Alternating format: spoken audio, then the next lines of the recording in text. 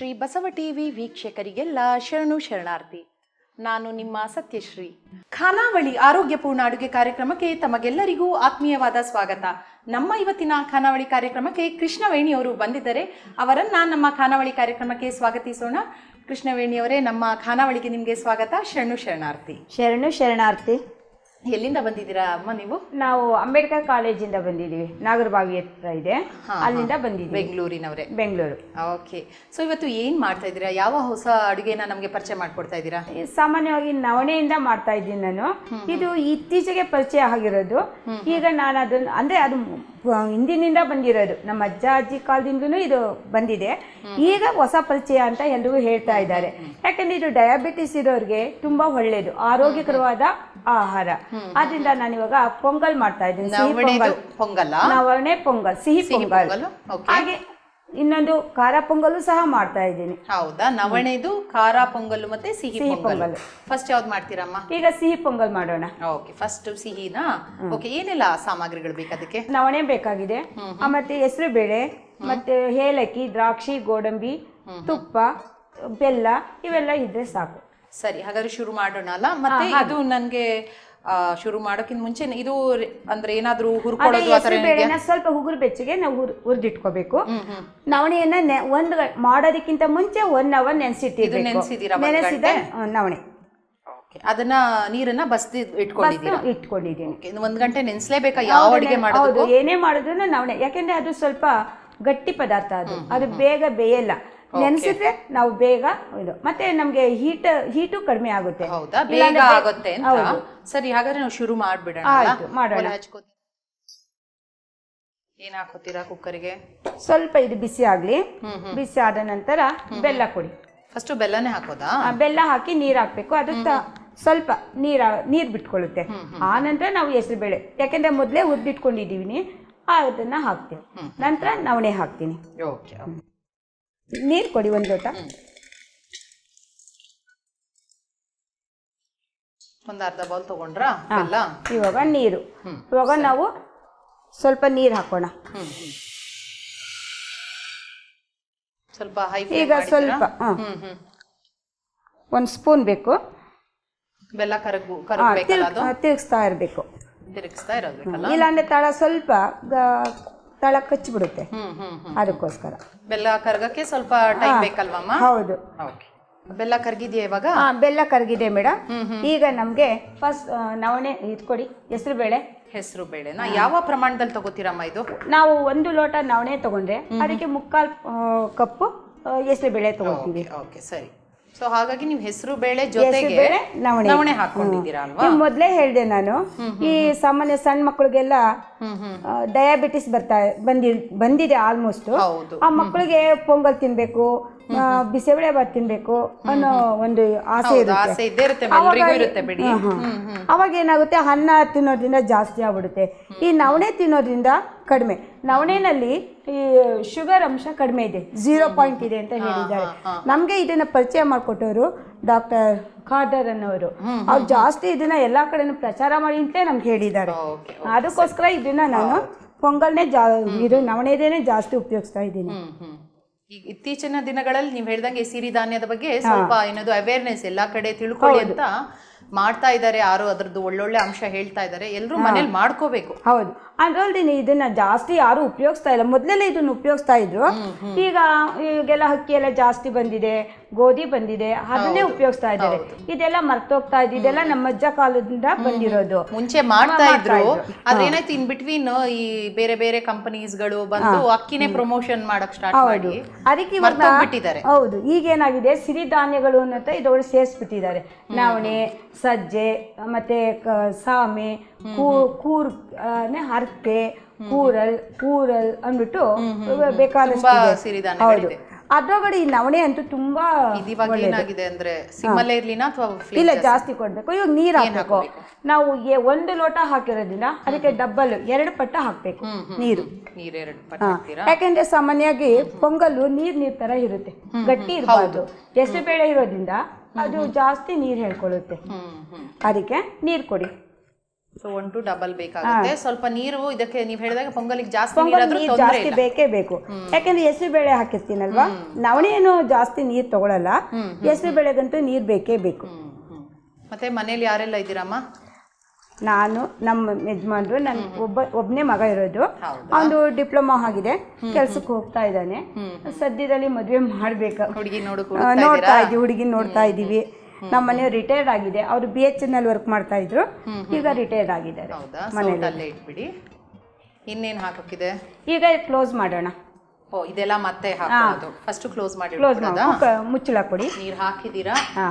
ನವಣೆ ಮತ್ತೆ ಹೆಸರು ಬೇಳೆ ಬೆಲ್ಲ ಹಾಕಿದೀರಾ? ಬೆಲ್ಲ ಹಾಕಿದೀವಿ. ಓಕೆ. ಎಷ್ಟು ವಿಸಿಲ್ ಕೂಗಿಸ್ಬೇಕಿದು? 2 ಆದ್ರೂ ಸಾಕು. ಓಕೆ ಸರಿ. ಈಗ ಕುಕ್ಕರು ಕೂಗಿ 2 ವಿಸಿಲ್ ಆಗ್ಬಿಟ್ಟು ತಣ್ಣಗಾಗಿದೆಲ್ಲ? ಹೌದು ಹೌದು. ಈಗ ನಾವು ಇದನ್ನ ಓಪನ್ ಮಾಡ್ಕೊಳ್ಳೋಣ. ಕೆಳಗಡೆ ಇಟ್ಕೊಳ್ತಾ ಇದ್ದೀನಿ. ಆಗಿದೆಯಾ? ಆಗಿದೆ. ಈಗ ನಾವು ಒಂದು ಬಾಣಲಿ ತಗೊಳ್ಳೋಣ. ಬಾಣಲಿ ತಗೊಂಡು ಸ್ಟವ್ ಹಚ್ಕೊಳ್ಳೋಣ. ಅದು ಚೆನ್ನಾಗಿ ಬೆಂದು ಏನದು ಹೆಸರು ಬೇಳೆ ಎಲ್ಲ ಚೆನ್ನಾಗಿ ಎಲ್ಲ ಹೊಂದ್ಕೊಂಡಿದೆ. ಈಗ ನಾವು ಒಂದು ಬಾಣಲಿ ತಗೊಂಡು ಅದಕ್ಕೆ ತುಪ್ಪ ಹಾಕೊಳ್ತೀನಿ. 1-2 ಸ್ಪೂನ್ ತುಪ್ಪ ಹಾಕೊಳ್ಳೋಣ. ಗೋಡಂಬಿ ದ್ರಾಕ್ಷಿ ಹುರ್ಕೊಳ್ಳೋದಾ? ಹೌದು. ಸೊ ಪೊಂಗಲ್ ಎಲ್ಲ ಮಾಡ್ತಾ ಇರ್ತೀರಾ ಮನೆಯಲ್ಲಿ? ಹೌದು. ಪೊಂಗಲ್ ತುಂಬಾ ಒಳ್ಳೆಯದು ಆರೋಗ್ಯಕ್ಕೆ. ಯಾಕಂದ್ರೆ ಹೆಸರು ಬೇಳೆ ಎಲ್ಲ ಇರೋದ್ರಿಂದ ಅದು ತುಂಬಾ ತಂಪು. ನವಣೆ ಇರೋದ್ರಿಂದ ಹೇಳಿದ್ದೀನಿ ಆರೋಗ್ಯಕ್ಕೆ ಸ್ವಲ್ಪ ಗಟ್ಟಿ ಬರುತ್ತೆ ಅಂತ ಅಂದ್ಬಿಟ್ಟು.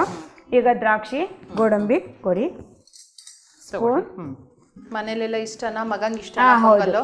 ಜಾಸ್ತಿ ನಾವು ಖಾರ ಪೊಂಗಲ್ ಮಾಡ್ತೀವಿ, ಅದ್ರ ಜೊತೆ ಸ್ವಲ್ಪ ಮಾತ್ರ ನಾವು ಸ್ವೀಟ್ ಏನು ಜಾಸ್ತಿ ಉಪಯೋಗಿಸಲ್ಲ ಈ ನಡುವೆ. ಈ ತುಪ್ಪನ ಈ ನಡುವೆ ಎಲ್ಲ ಬಿಟ್ಬಿಟ್ಟಿದ್ದಾರೆ ತಿನ್ನೋದನ್ನ. ಅಯ್ಯೋ ಕೊಲೆಸ್ಟ್ರಾಲ್ ಜಾಸ್ತಿ ಆಗಿದೆ, ದಪ್ಪ ಆಗೋಗ್ತೀವಿ ಅನ್ನೋ ಒಂದು ಭಯದಿಂದ. ಆದರೆ ತುಪ್ಪದಲ್ಲಿ ಎಷ್ಟು ಒಳ್ಳೆಯ ವಿಟಮಿನ್ಸ್ ಇದೆ ಅಂದರೆ, ಈಗ ನಾವು ಮಿಷನ್ಗೆ ಹೇಗೆ ಆಯಿಲ್ ಹಾಕ್ತೀವೋ, ಅದು ಸೌದೋದಾಗ ಹೇಗೆ ಅದು ವರ್ಕ್ ಆಗೋದಕ್ಕೆ ಆಯಿಲ್ ಹಾಕ್ತೀವೋ ಹಾಗೆ ನಾವು ತುಪ್ಪವನ್ನು ಉಪಯೋಗಿಸ್ಬೇಕು. ಯಾಕೆ ನಮ್ಮಲ್ಲಿರ್ತಕ್ಕಂಥ ಕೀಲುಗಳಿಗೂ ಸಹ ಅದು ಎಣ್ಣೆ ಥರ ವರ್ಕ್ ಮಾಡುತ್ತೆ. ಅದರಿಂದ ಎಲ್ರಿಗೂ ಹೇಳ್ತೀವಿ ತುಪ್ಪವನ್ನು ಡೈಲಿ 1 ಸ್ಪೂನ್ ಅದನ್ನು ಉಪಯೋಗಿಸ್ಬೇಕು. ಅಷ್ಟೇ ಅಲ್ಲ, ಕಾಂತಿಯುತವಾಗಿರ್ಬೇಕಾದ್ರೂ ಸಹ ನಾವು ತುಪ್ಪವನ್ನು ಉಪಯೋಗಿಸ್ಬೇಕು. ಈಗ ಗೋಡಂಬಿ ಮತ್ತು ದ್ರಾಕ್ಷಿ ಕರ್ದಿದ್ದೀವಿ. ಈಗ ಓಪನ್ ಮಾಡೋಣ. ಅದಕ್ಕೆ ಹಾಕೊಂಡ್ಬಿಡೋಣ? ಹೌದು. ಆಫ್ ಮಾಡ್ತಾ ಇದ್ದೀನಿ. ಸರಿ ಮಾಡಿ. ನೀವು ಹೇಳಿದಾಗೆ ಮತ್ತೆ ಮಕ್ಕಳಿಗೂ ತುಂಬಾ ಒಳ್ಳೇದು, ತುಂಬಾ ಬ್ರೈನ್ ಡೆವಲಪ್ಮೆಂಟ್ ಆಗೋದಕ್ಕೆ. ಹೌದು. ತುಪ್ಪ ಮಕ್ಕಳಿಗೆ ದಿನಾ ಕೊಡಿ ಅಂತ ಹೇಳ್ತಾರೆ, 1-2 ಸ್ಪೂನು.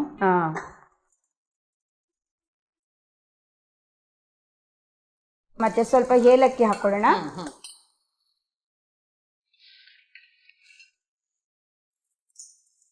ಸಿರಿಧಾನ್ಯದ ಇನ್ನೇನ್ ಮಾಡ್ತೀರಾ ಈಗ? ಅವಾಗೇನೋ ನೀವು ಬಿಸಿಬೇಳೆ ಬಾತು ಎಲ್ಲ ಮಾಡ್ಬೋದು ಅಂದ್ರೆ ಮನೇಲಿ ಇನ್ನೇನ್ ಮಾಡ್ಕೊಳ್ತೀರಾ? ನಾನು ಇದ್ರೊಳಗಡೆ ಪೊಂಗಲ್ ಮಾಡ್ತೀನಿ ಅಂತ ಹೇಳಿದೆ, ನಂತರ ಇಡ್ಲಿ ಮಾಡ್ಕೊಳ್ತೀನಿ. ಅದು ತುಂಬ ಹೌದು.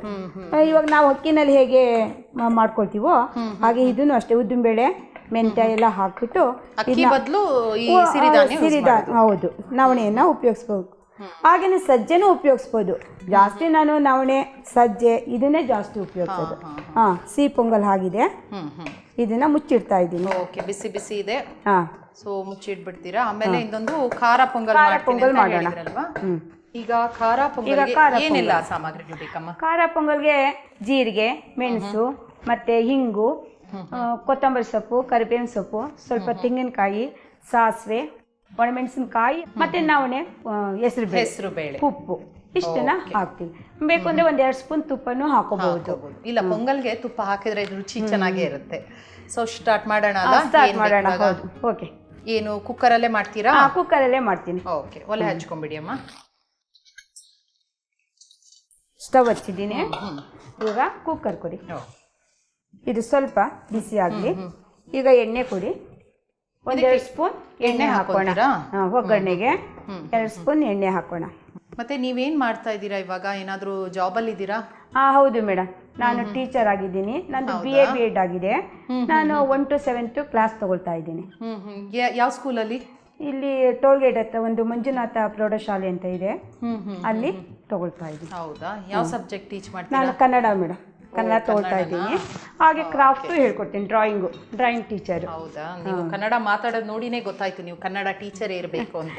ಚೆನ್ನಾಗಿ ಭಾಷಣ ಮಾಡಿ ಎಲ್ಲ ಅಭ್ಯಾಸ ಇದೆ ಅದು ಮಕ್ಕಳಿಗೆ ಹೇಳಿ ಹೇಳಿ ಅಭ್ಯಾಸ ಇರುತ್ತಲ್ವಾ, ಅದೇ ರೀತಿ ಮಕ್ಳಿಗೆ ಹೇಳ್ದಂಗೆ ಹೇಳ್ತಾ ಇದ್ದೀರಾ ನೀವು. ಅದು ಸ್ವಲ್ಪ ಶೇಕ್ ಆಗುತ್ತೆ, ಮಕ್ಕಳ ಮುಂದೆ ಆದ್ರೆ ಇನ್ನ ಫ್ರೀಯಾಗಿ ಮಾತಾಡ್ತೀವಿ. ಸಾಸಿವೆ ಕೊಡಿ. ಸೊ ಇವಾಗ ಕೆಲ್ಸಕ್ಕೆ ಹೋಗೋದು, ಮನೇಲಿ ಅಡಿಗೆ ನೀವೇ ಅಲ್ವಾ? ಹೌದು, ನಾನೇ ಅಡುಗೆ ಮಾಡೋದು. ಅದೇ ಮನೆಯಲ್ಲಿ ನಮ್ಮ ಹಸ್ಬೆಂಡು ಮಗ ಎಲ್ಲರೂ ಹೆಲ್ಪ್ ಮಾಡ್ತಾರೆ. ಹೆಲ್ಪ್ ಮಾಡ್ಲಿಲ್ಲ ಅಂದ್ರೆ ನಾವು ಹೊರಗಡೆ ಹೋಗ್ಲಿಕ್ಕೆ ಆಗೋದೇ ಇಲ್ಲ, ಕೆಲಸ ಮಾಡಕ್ಕೂ ಆಗಲ್ಲ. ಒಣಮೆಣಸಿನ್ಕಾಯಿ ಕೊಡಿ, ಜೀರಿಗೆ ಮೆಣಸು ಕೊಡಿ. ಮೆಣಸು ಹಾಕಿದ್ರಲ್ಲ? ಇಲ್ಲ ಇಲ್ಲ, ಮೆಣಸಿನ್ಕಾಯಿ ಹಾಕಿ. ಇವಾಗ ಸ್ಪೂನ್ ಕೊಡಿ.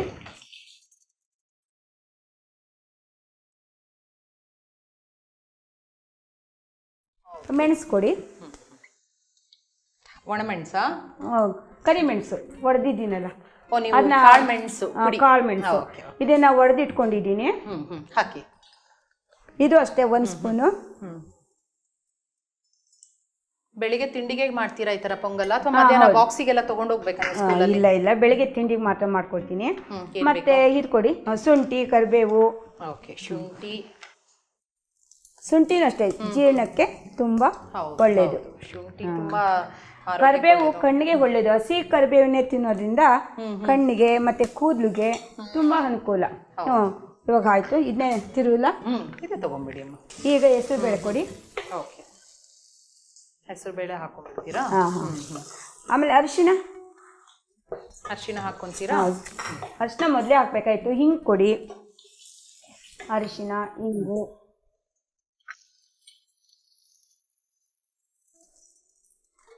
ಹಿಂಗು ಉಪಯೋಗಿಸೋ ಉದ್ದೇಶ ಏನು ಅಂದರೆ, ಕೆಲವರೆಲ್ಲ ಬೆಳ್ಳುಳ್ಳಿ ಉಪಯೋಗಿಸ್ತಾರೆ, ಕೆಲವರು ಹಿಂಗು. ಹಿಂಗುನಲ್ಲಿ ಏನಿದೆಯೋ ಪೋಷಕಾಂಶ ಬೆಳ್ಳುಳ್ಳಿನಲ್ಲೂ ಹಾಗೆ ಇದೆ. ಆದರೆ ಕೆಲವರು ಬೆಳ್ಳುಳ್ಳಿ ವಾಸನೆ ಅವೆಲ್ಲ ಇಷ್ಟ ಆಗಲ್ಲ, ಅದಕ್ಕೋಸ್ಕರ ನಾವು ಹಿಂಗನ್ನ ಉಪಯೋಗಿಸ್ತಾ ಇದ್ದೀವಿ. ಈಗ ಅರಿಶಿನ ಹಾಕಿದ್ದೀನಿ. ಈಗ ಅದನ್ನ ಒಂದ್ಸತಿ ಕಲಿಸ್ಕೊಬೇಕಲ್ವಾ? ಒಂದ್ಸತಿ ಎಲ್ಲ ಹಾಕಿ ಸಾಮಗ್ರಿನ ಕಲಿಸ್ಕೊಳ್ಳೋಣಲ್ಲ. ಓಕೆ ಅಮ್ಮ, ಈಗ ಹೆಸರು ಬೇಳೆ ಹಾಕೊಂಡ್ರಲ್ವಾ? ಹೌದು. ಇನ್ನೇನು ಹಾಕೊಳ್ಳೋದು? ಈಗ ನೀರು ಹಾಕೋಣ.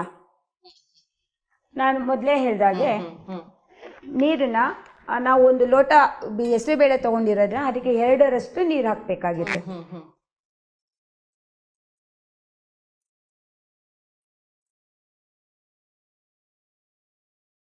ಸಾಕಾ? ಸಾಕು. ಈಗ ನಾವು ನವಣೆಯನ್ನು ಹಾಕೋಣ. ಇದು ನವಣೆ ನೀವು 1 ಕಪ್, 1 ಬೌಲು, ಅದು ಮುಕ್ಕಾಲ? ಹೌದು, ಹೆಸರು ಬೇಳೆ ಮುಕ್ಕಾಲು ಪಾವ್. ಬೇಕಾದ್ರೆ ಒಂದು ಬೌಲ್ ಹಾಕೋದು ನಡೆಯುತ್ತೆ. ಆದರೆ ಹೆಸರು ಬೇಳೆ ಜಾಸ್ತಿ ಸ್ಪ್ರೆಡ್ ಆಗೋದ್ರಿಂದ ನಾವು ಕಡಿಮೆ ಹಾಕ್ತೀವಿ. ಈ ನವಣೆ ಏನು ಅಷ್ಟೊಂದು ಜಾಸ್ತಿ ಒದಗಲ್ಲ. ಈಗ ತೆಂಗಿನಕಾಯಿನೂ ಹಾಕೋಣ. ಸ್ಪೂನ್ ಕೊಡಿ. ಇದು ಬೆಳಿಗ್ಗೆ ನೀವು ಬಾಕ್ಸಿಗೆ ಹೋಗೋದಕ್ಕೆ ಬೆಳಿಗ್ಗೆ ಎದ್ದ ತಕ್ಷಣ ಎಲ್ಲ ಮಾಡ್ಬೋದಲ್ಲ, ಬೇಗ ಆಗ್ಬಿಡುತ್ತೆ ತಿಂಡಿಗೆ. ಇದು ಈಸಿ, ಇದು ಪೊಂಗಲ್ಲು ಈಸಿ ಮೆಥಡು. ಈ ನಾವು ಪಲಾವ್ ಅವೆಲ್ಲ ಮಾಡ್ಬೇಕಾದ್ರೆ ತರಕಾರಿ ಎಲ್ಲ ಹೆಚ್ಚಿಟ್ಕೋಬೇಕು, ಹಾಗೆಲ್ಲ ಮಾಡಬೇಕು. ಹಾಗೆ ಸ್ವಲ್ಪ ಕೊತ್ತಂಬರಿ ಸೊಪ್ಪು ಕೊಡಿ.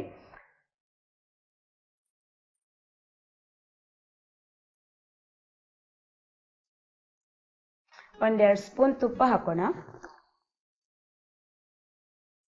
ನೀವು ಹೇಳಿದ್ರಿ ತುಪ್ಪ ಒಳ್ಳೇದು ಆರೋಗ್ಯ. ಹೌದು. ಪೊಂಗಲಿಗೆ ಯೂಶಲಿ ನೀವು ಹೇಳಿದಾಗೆ ತುಪ್ಪ ಹಾಕಿದ್ರೆ ರುಚಿ ಜಾಸ್ತಿ. ಉಪ್ಪು ಕೊಡಿ.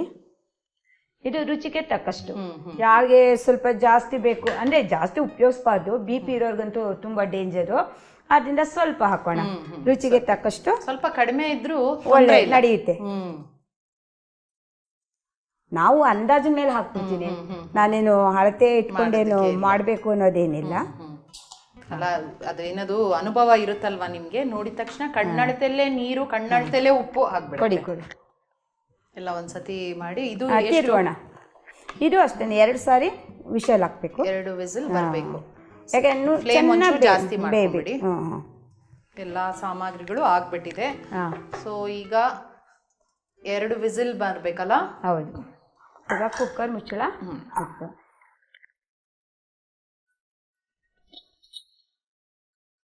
Okay. ಈಗ ಆಗಿದೆ ಮೇಡಮ್. 2 ವಿಸಿಲ್ ಬಂದು ತಣ್ಣಗೆ ಮಾಡ್ಕೊಳ್ಳೋಣ ಅಲ್ವಾ? ಈಗ 2 ವಿಸಿಲ್ ಬಂದು ತಣ್ಣಗಾಗಿದೆ ಅಲ್ವಾ? ಹೌದು ಮೇಡಮ್. 2 ಆಗಿದೆ, ನೋಡೋಣ. ನೋಡಿ ಎಲ್ಲ ತಣ್ಣಗಾಗಿದೆ. ಈಗ ನೀವು 2 ಸ್ಪೂನ್ ಕೊಡಿ ಮತ್ತು 2 ಬಟ್ಲು ಕೊಡಿ. ಆಗಿದೆಯಾ ಸರಿಯಾಗಿ ತಿರುವಣ. ಹೌದು, ಒಂದ್ಸತಿ ನೋಡ್ಕೊಂಡ್ಬಿಡಿ ಚೆನ್ನಾಗಿ. ಕೆಲವು ಸತಿ ಕುಕ್ಕರಲ್ಲಿ ಆದ್ಮೇಲೆ ಒಂದ್ಸತಿ ಮಿಕ್ಸ್ ಮಾಡ್ಬೇಕಾಗತ್ತಲ್ವಾ? ಹೌದು. ಅದೆಲ್ಲ ಒಂದ್ಸತಿ. ಇನ್ನೇನು ಕೊತ್ತಂಬರಿ ಸೊಪ್ಪು ಮತ್ತೆ ತುಪ್ಪ ಇದೆ. ಈ ಬಟ್ಲಿಗೆ ಸರ್ವ್ ಮಾಡ್ತೀನಲ್ಲ, ಅದ್ರ ಮೇಲೆ ಸ್ವಲ್ಪ ಅಲಂಕಾರಕ್ಕೆ ಒಂಚೂರು ಹಾಕೋಣ. ಆಮೇಲೆ ಹಾಕೋದ ತುಪ್ಪ ಸಹ ಮತ್ತೆ ಹಾಕ್ತೀರಾ? ಹೌದು, ಸ್ವಲ್ಪ ಕೊತ್ತಂಬರಿ ಸೊಪ್ಪು. ತುಪ್ಪ ಏನು ಬೇಡ, ಈಗ ಹೇಳಿದ್ನಲ್ಲ, ತುಪ್ಪ ಕೆಲವು ಸರಿ ಹಾಕ್ಬೋದು, ಹಾಕ್ತೇನೂ ಇರ್ಬೋದು. ಇವಾಗ ಹಾಕ್ಬೋದು, ನಾನೇನು ಹೆದರೋದಿಲ್ಲ ತುಪ್ಪ ಹಾಕಿದ್ರೆ. ಅದರ ಗುಣ ಗೊತ್ತಾಗಿದೆ ಅನ್ಸುತ್ತೆ. ಯಾಕಂದ್ರೆ ತುಪ್ಪದ ಬಗ್ಗೆ ನಾನು ತಿಳ್ಕೊಂಡ್ಬಿಟ್ಟಿದ್ದೀನಿ. ತುಂಬಾ ಜನ ಅಂದ್ರೆ ದೊಡ್ಡವರು ಹೇಳಿದ್ದಾರೆ, ಆತರ ಏನ್ ಹೆದರೋದಕ್ಕೆ ಹೋಗೋದಿಲ್ಲ. ಸರ್ವ್ ಮಾಡೋದಕ್ಕೆ ಬಟ್ಲು ಕೊಡಿ. ಸೊ ಎಷ್ಟು ವರ್ಷದಿಂದ ನೀವು ಟೀಚರ್ ಆಗಿರೋದು ಅಲ್ಲಿ ಸ್ಕೂಲ್ನಲ್ಲಿ? ನಾನು ಮೊದಲು ಕೆಂಗೇರಿ ಉಪನಗರದಲ್ಲಿ ಶಂಕರಾಚಾರ್ಯ ವಿದ್ಯಾಪೀಠ ಅನ್ನೋದ್ರಲ್ಲಿ ಅನಾಥಾಶ್ರಮ, ಅದು ಅಲ್ಲಿ ವರ್ಕ್ ಮಾಡ್ತಾ ಇದ್ದೆ ಮೇಡಮ್. ಅಲ್ಲಿ 5 years ಮಾಡಿದೆ. ನಂಗೆ ಅಲ್ಲಿ ತುಂಬ ಇಷ್ಟ ಆಯಿತು. ಯಾಕೆಂದರೆ ಅನಾಥ ಮಕ್ಕಳು, ಸಾಮಾನ್ಯವಾಗಿ ತಂದೆ ತಾಯಿ ಇರೋ ಮಕ್ಕಳಿಗೆ ನಾವು ತಿಳುವಳಿಕೆ ಕೊಡೋದಕ್ಕಿಂತ ಈ ತಂದೆ ತಾಯಿ ಇಲ್ಲದೆ ಇರೋ ಮಕ್ಕಳಿಗೆ ಕೊಟ್ಟರೆ ತುಂಬ ಒಳ್ಳೇದು ಅಂತ ಅನ್ಸುತ್ತೆ. ಅವ್ರ ತಂದೆ ತಾಯಿ ಯಾರು ಇರಲ್ಲ, ಪಾಪ ಅವ್ರಿಗೆ ಯಾವ ತಿಳುವಳಿಕೆನೂ ಇರಲ್ಲ. ಒಂದು ಖಾಲಿ ಹಾಳೆ ಇದ್ದ ಹಾಗೆ. ಅವ್ರನ್ನ ನಾವು ಹೇಗ್ ಬೇಕಾದ್ರೂ ತಿದ್ದಬಹುದು, ಬರಿಬಹುದು, ಏನ್ ಬೇಕಾದ್ರೂ ಖಾಲಿ ಹಾಳೆಯಲ್ಲಿ. ಅಲ್ಲಿದೆ. ನಂತರ ವಿಜಯನಗರಕ್ಕೆ ನಮ್ಮ ಮನೆಯವ್ರಿಗೆ ಟ್ರಾನ್ಸ್ಫರ್ ಆಯ್ತು. ನಾವು ಅಲ್ಲಿ ವಿಜಯನಗರ ಕ್ವಾರ್ಟರ್ಸ್ ಇದೆ, BHL ಕ್ವಾರ್ಟರ್ಸ್ ಅಂತ.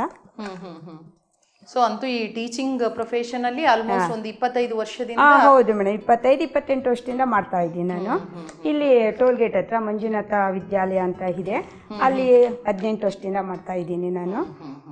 ನಂಗೂ ತೃಪ್ತಿ ಇದೆ, ಟೀಚರ್ ಸಮಾಧಾನ. ಹೌದು, ನಾನು ಎಲ್ಲ ಮೊದಲು ಓದ್ತಾ ಇದ್ದುದೇ ಅದೇ ಉದ್ದೇಶಕ್ಕೆ, 4 ಜನಕ್ಕೆ ನನ್ನಿಂದ ತಿಳುವಳಿಕೆ ಹೋಗ್ಬೇಕು, ಸಹಾಯ ಮಾಡಬೇಕು ಅಂತ. ಈಗ ವಿಭೂತಿ ಕೊಡಿ. ನೀವು ಕೊತ್ತಂಬರಿ ಸೊಪ್ಪು ಹಾಕ್ತೀನಿ ಅಂತ ಹೇಳಿದ್ರೆ ಮೇಲೆ ತಿಳುವಳಿಕೆ ಇದಕ್ಕೆ ಅಲಂಕಾರಕ್ಕೆ. ಹೌದಾ? ಹಾಕ್ಬಿಡ್ಲಾ? ಸ್ವಲ್ಪ ಕೊತ್ತಂಬರಿ ಸೊಪ್ಪಿನ ಏನದು ಒಳ್ಳೆ ಅಂಶನೂ ಸಿಗ್ಲಿ. ಒಳ್ಳೇದು ಸೊಪ್ಪುಗಳು ಎಲ್ಲದೂ ಒಳ್ಳೇದೇ ಅಲ್ವಾ? ಎಲ್ಲ ಸೊಪ್ಪು ಒಳ್ಳೇದೇನೆ. ಅದು ಹೌದು, ಹೆಣ್ಮಕ್ಳು ಅಡಿಗೆ ಮನೇಲಿ ಕೊತ್ತಂಬರಿ ಸೊಪ್ಪು ಇಟ್ಕೊಂಡ್ಬಿಡ್ತಾರೆ.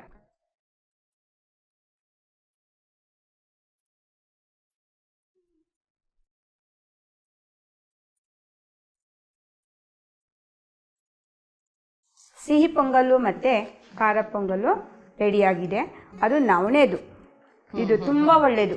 ಪ್ರತಿಯೊಬ್ಬರು ಊಟ ಮಾಡ್ಬೋದು. ಅದರೊಳಗೂ ಸ್ಪೆಷಲ್ಲಾಗಿ ಡಯಾಬಿಟಿಸ್ನವ್ರಿಗೆ ನಾನು ಹೇಳಿದೆ ಮೊದಲೇ, ಸಣ್ಣ ಮಕ್ಳಿಗೆ ತುಂಬ ಇಷ್ಟ ಪೊಂಗಲ್ಲು ಅವೆಲ್ಲ ತಿನ್ನೋದಕ್ಕೆ. ಅನ್ನ ಹಾಕಿ ತಿನ್ನೋದು ಅಂದರೆ ಜಾಸ್ತಿ ಆಗ್ಬಿಡುತ್ತೆ ಅಂತ ಮನೇಲಿ ಪೇರೆಂಟ್ಸ್ ಕೊಡಲ್ಲ, ತಂದೆ ತಾಯಿಗಳು ಕೊಡಲ್ಲ. ಅದಕ್ಕೋಸ್ಕರ ಈ ನವಣೆಯಿಂದ ಮಾಡೋದು ಕೊಟ್ಟರೆ ಏನೂ ತೊಂದರೆ ಇಲ್ಲ.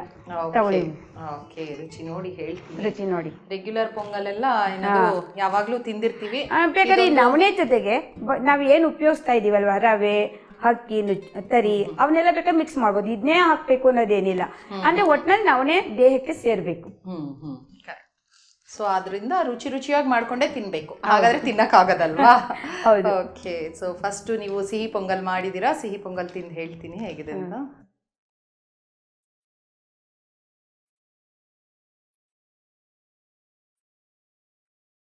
ತುಂಬಾ ರುಚಿಯಾಗಿದೆ, ಹದವಾಗಿ ಸಿಹಿ ಹಾಕಿದ್ದೀರಾ.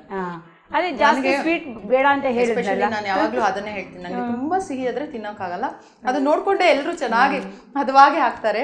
ತುಂಬಾ ರುಚಿಯಾಗಿ ಮಾಡಿದ್ದೀರಮ್ಮ ಸಿಹಿ ಪೊಂಗಲ್ಲು, ತುಂಬಾ ಟೇಸ್ಟ್ ಆಗಿದೆ. ಸಿಹಿ ತಿಂದ್ಮೇಲೆ ಒಂದು ಖಾರ ತಿನ್ಬೇಕು, ಎಲ್ಲರ ಸಿಹಿ ಸಿಹಿ ಆಗ್ಬಿಡುತ್ತೆ. ಸೊ ಬಿಸಿ ಬಿಸಿಯಾದ ಖಾರ ಪೊಂಗಲ್.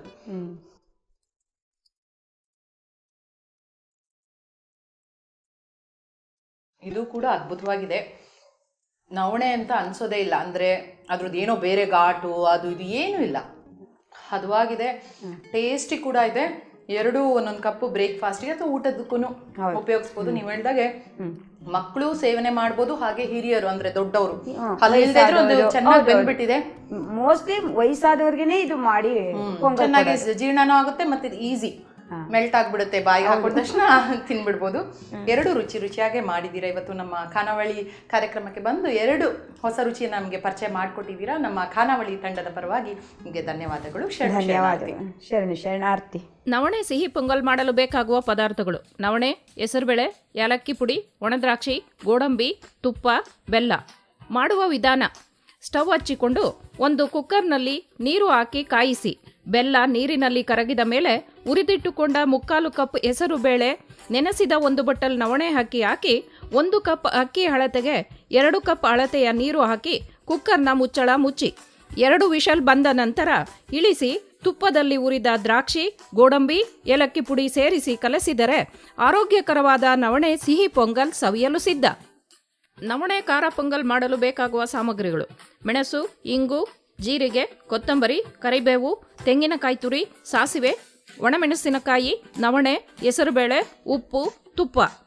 ಮಾಡುವ ವಿಧಾನ: ಸ್ಟವ್ ಹಚ್ಚಿ ಒಂದು ಕುಕ್ಕರ್ ಇಡಿ. ಸ್ವಲ್ಪ ಎಣ್ಣೆ ಹಾಕಿ ಸಾಸಿವೆ, ಒಣಮೆಣಸಿನಕಾಯಿ, ಜೀರಿಗೆ, ಮೆಣಸಿನ ಪುಡಿ, ಸ್ವಲ್ಪ ಹಸಿ ಶುಂಠಿ ಪೇಸ್ಟು, ಕರಿಬೇವು, ಹುರಿದಿಟ್ಟುಕೊಂಡಿರುವ ಹೆಸರುಬೇಳೆ, ಅರಿಶಿನ, ಇಂಗು ಹಾಕಿ 1 ಲೋಟ ಹೆಸರುಬೇಳೆ ಅಳತೆಗೆ 2 ಲೋಟ ನೀರು ಸೇರಿಸಿ 3/4 ಕಪ್ಪು ನವಣೆ ಹಾಕಿ ತೆಂಗಿನ ತುರಿ, ಕೊತ್ತಂಬರಿ ಸೊಪ್ಪು, ತುಪ್ಪ, ರುಚಿಗೆ ತಕ್ಕಷ್ಟು ಉಪ್ಪು ಹಾಕಿ ತಿರುವಿ ಕುಕ್ಕರ್ ಮುಚ್ಚಿ 2 ವಿಷಲ್ ಬಂದ ನಂತರ ಇಳಿಸಿದರೆ ರುಚಿಯಾದ ನವಣೆ ಖಾರದ ಪೊಂಗಲ್ ಸವಿಯಲು ಸಿದ್ಧ. ನೋಡಿದ್ರಲ್ಲ ವೀಕ್ಷಕರೇ, ಇವತ್ತಿನ ಖಾನಾವಳಿಯ 2 ಹೊಸ ರುಚಿಗಳನ್ನು ಹೇಗೆ ಮಾಡಿದ್ರು ಅಂತ. ಇದನ್ನು ತಪ್ಪದೇ ನೀವು ಮನೆಯಲ್ಲಿ ಮಾಡಿ ನೋಡಿ.